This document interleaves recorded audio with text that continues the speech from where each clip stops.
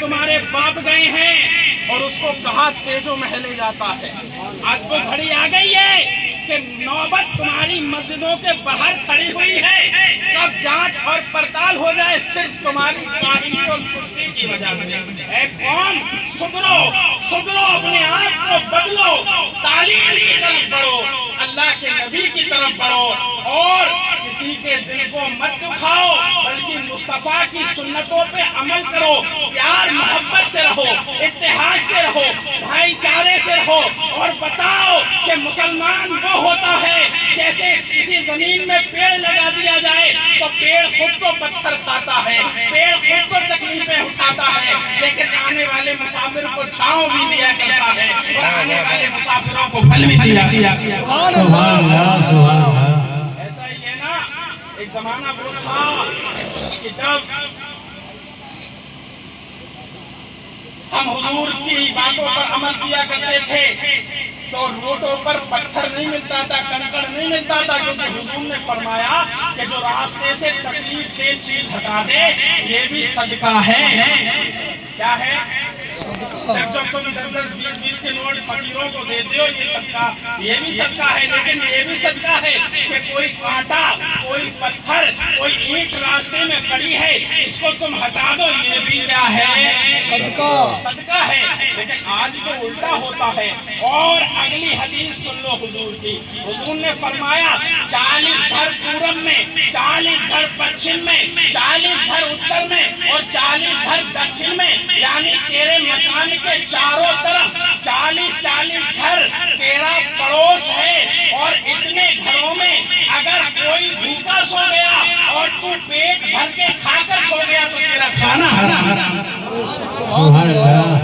اسلام تو بھائی چارے کا درس دیتا ہے، اسلام تو باندھنے کا درس دیتا ہے، اسلام تو جوڑنے کا درس دیتا ہے۔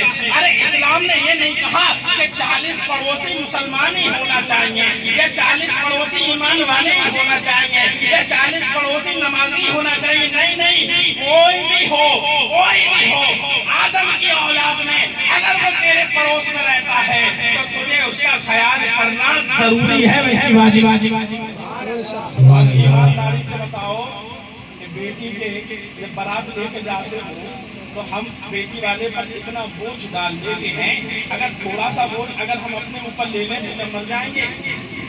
ارے بتاؤ، مر جائیں گے؟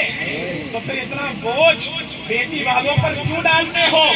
آؤ، ایک نکاح تم لوگوں کے گھر میں ہوتا ہے، اب میں آپ کو بتاتا ہوں ایک نکاح مصطفیٰ کے گھر میں ہوا ہے۔ محبت سے کہو یا رسول اللہ۔ جامع المعجزات کے اندر نکاح ہوا ہے کہ جب سیدہ فاطمہ کا نکاح ہونے لگا تو حضور نے فرمایا علی مہر میں کیا لے کر آئے ہو؟ علی سے یہ نہیں پوچھا کہ علی سونا کتنا لائے ہو، علی چاندی کتنی لائے ہو، علی جوڑے کتنے لائے ہو، علی براتی کتنے لائے ہو، علی گھراتی کتنے لائے ہو، بلکہ مصطفیٰ نے فرمایا کہ علی یہ بتاؤ مہر میں کیا لائے ہو؟ تو مولا علی نے فرمایا حضور میں مہر میں 40 سکے لے کر آیا ہوں، میں 40 درہم لے کر آیا ہوں۔ حضور حضرت فاطمہ کی بارگاہ میں گئے اور جانے کے بعد میں کہا میری بیٹی مبارک ہو، علی نے تیرے عقد میں تیرے مہر کی ادائیگی میں 40 درہم دیے ہیں، اے بیٹی بتا کیا تجھے علی قبول ہے؟ تو حضرت فاطمہ نے فرمایا علی تو قبول ہے پر علی کا مہر قبول نہیں ہے۔ کیا کہا؟ جو ہے علی تو قبول ہے پر علی کا مہر قبول نہیں ہے۔ حضرات گرامی اتنی دیر میں حضرت سید الملائکہ جبرائیل علیہ السلام تشریف لائے اور کہا اے مصطفیٰ خدا کا سلام تم پر بھی اور تمہاری بیٹی پر بھی، اپنی بیٹی سے جا کر کہو کہ اللہ تعالیٰ نے بیٹی کو جو ہے مہر میں جنت کو دے دیا۔ کیا بولو؟ جنت کو دے دیا۔ مہر میں کیا دے دیا؟ جنت کو۔ حضور نے کہا فاطمہ جبرائیل کھڑے ہوئے ہیں، اللہ نے تمہیں مہر میں جنت کو دے دیا۔ تو حضرت فاطمہ نے کیا فرمایا؟ بابا جان علی قبول ہے پر مجھے مہر قبول نہیں۔ کیا کہا؟ مہر قبول نہیں۔ حضرات گرامی اتنی دیر میں حضور نے ارشاد فرمایا پھر بیٹی تم بتاؤ کہ تمہارا مہر کیا ہونا چاہیے؟ توجہ، کیا کہا؟ بیٹی تم بتاؤ تمہارا مہر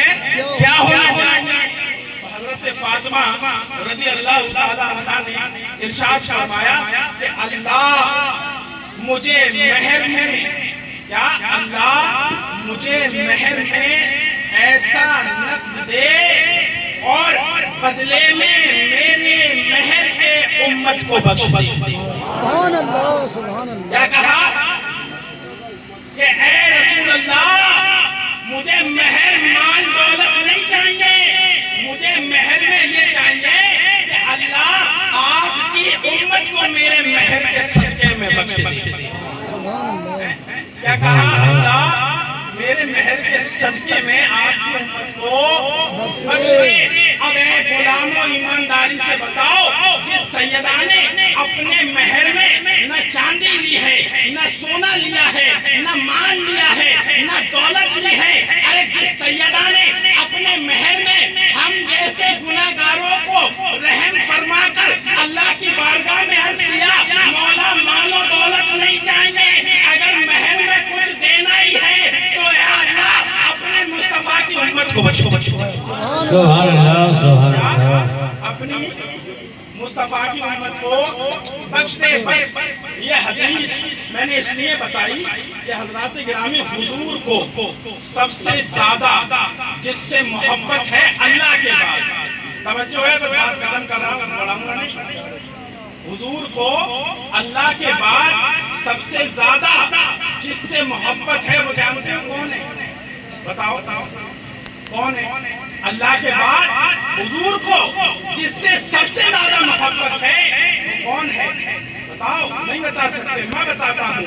وہ سب سے زیادہ محبت والا حسین نہیں ہے, وہ سب سے زیادہ محبت والا حسن نہیں ہے, وہ سب سے زیادہ محبت والی سیدہ نہیں ہے, وہ سب سے زیادہ محبت والا علی نہیں ہے, وہ سب سے زیادہ محبت والا ابو بکر نہیں ہے, وہ سب سے زیادہ محبت والا عمر نہیں ہے, وہ سب سے زیادہ محبت والا عثمان غنی نہیں ہے, وہ سب سے زیادہ محبت والا بلال حبشی نہیں ہے, وہ سب سے زیادہ محبت والا ابو ہریرہ نہیں ہے, وہ سب سے زیادہ محبت والا ابو دردہ نہیں ہے, وہ سب سے زیادہ محبت والا حضرت جابر نہیں ہے, بلکہ وہ سب سے زیادہ مصطفیٰ اللہ کے بعد جس سے محبت کرتے ہیں وہ مصطفیٰ کی امت ہے. سبحان اللہ سبحان اللہ. اب آپ کہو گے کیسے, تو دلیل لے لو کہ مصطفیٰ جان رحمت کی جو ہے آمنہ رضی اللہ تعالیٰ عنہ کے شکم سے ولادت ہوئی تو حضور نے سجدے میں سر رکھا, اور سجدے میں سر رکھنے کے بعد میں یہ نہیں کہا فاطمہ دے دے, حسن دے دے, حسین دے دے, علی دے دے, ابو بکر دے دے, عمر دے دے, عثمان دے دے, کچھ نہیں کہا, بلکہ کیا کہا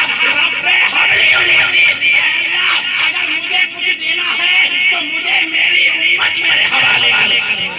سبحان اللہ. تفسیر مظہری کے اندر لکھا ہوا ہے کہ جب مصطفیٰ معراج کی رات میں گئے تو اللہ تعالیٰ نے آپ کو کوئی انوائٹ کرے بڑا نیتا اور وہ آپ سے کہے مانگو کیا مانگتے ہو, مانگو دروگا جی کیا مانگتے ہو, تو دروگا جی اپنا فائدہ دیکھیں گے, آپ اپنا فائدہ دیکھو گے کہ مجھے گاڑی دے دو, مجھے بنگلہ دے دو, مجھے یہ دے دو, وہ دے دو. اب اللہ مصطفیٰ سے کہہ رہا ہے, کوئی نیتا نہیں, کوئی منتری نہیں, کوئی پردھان منتری نہیں, بلکہ اللہ مصطفیٰ سے کہہ رہا ہے مصطفیٰ مانگو. کیا کہا مصطفیٰ مانگو. تو مصطفیٰ نے کیا فرمایا رب حبلی امتی, پھر اللہ نے فرمایا مانگو, پھر کہا رب حبلی امتی.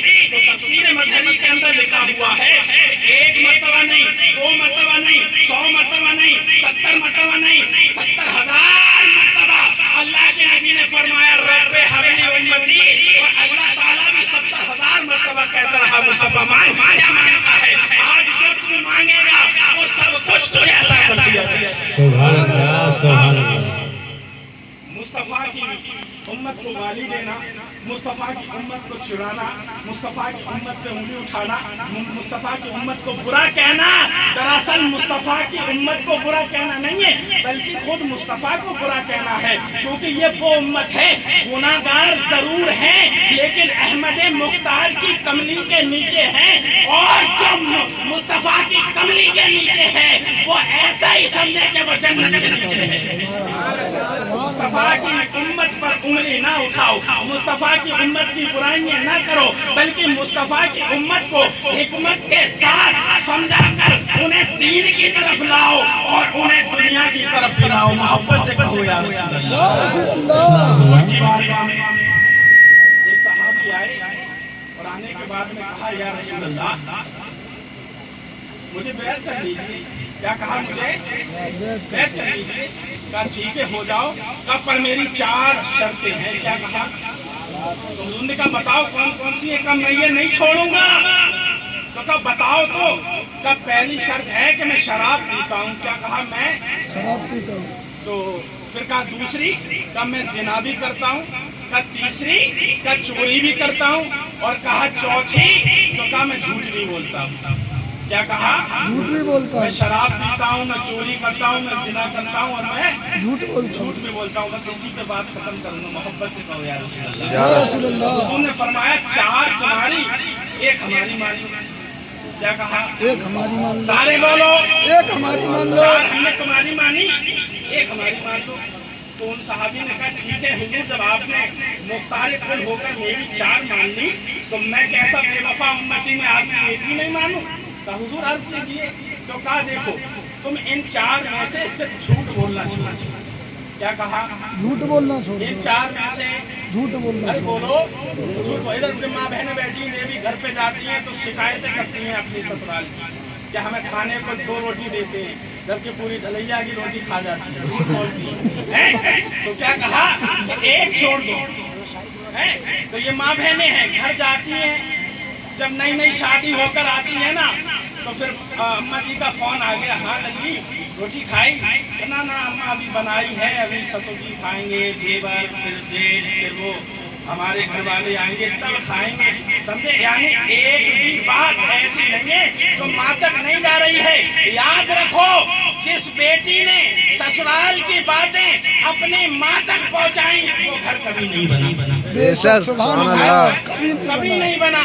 और जिस माँ ने अपनी बेटी को फटकार दिया कि बेटी कल जब तक तेरा निकाह नहीं हुआ था तब तक तू हमारे घर की जीनत थी, लेकिन अब तेरा निकाह हो गया है, अब तू हमारे घर की जीनत तो है लेकिन अब तू इससे ज्यादा हक तेरा शौहर रखता है, अब तू अपने शौहर के घर की जीनत है, लिहाजा वहाँ कोई भी मामला गुजरे यहाँ बताने की जरूरत नहीं है, बल्कि यहाँ आओ तो इस तरीके से आना जैसे कोई खुशमिजाज इंसान आया। बेशक सुभान अल्लाह। सुभान अल्लाह। तो